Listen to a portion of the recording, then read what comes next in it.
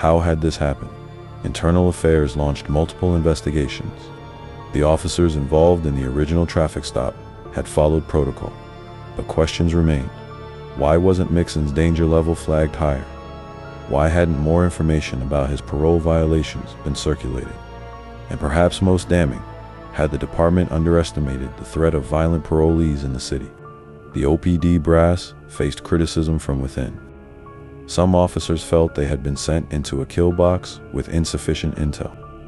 The decision to breach the apartment where Mixon was hiding, without clearer surveillance or negotiation, came under heavy review. But there was another, more systemic issue: understaffing. At the time of the shootings, OPD was already operating below recommended levels. Budget cuts, hiring freezes, and a strained relationship with the city council meant that fewer officers were on the streets.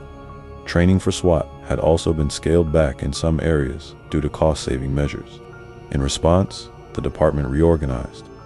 New training protocols were introduced. Tactical response teams were restructured.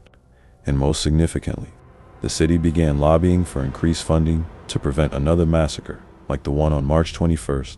But for many officers, the wounds weren't procedural, they were personal. Trauma ran deep. Some took medical leave. Others retired early. A few admitted in private interviews that they could no longer patrol East Oakland without anxiety. The sense of invincibility that often accompanies the badge had been shattered. "Everyone walked different after that," said one officer. "We all realized how fast it can go wrong. Community tensions boil over." While the police department reeled, parts of the community seethed. In the weeks following the shootout, several demonstrations broke out across the city. Some were peaceful vigils for the slain officers. Others were not. At one protest on International Boulevard, tensions exploded when demonstrators clashed with police in riot gear.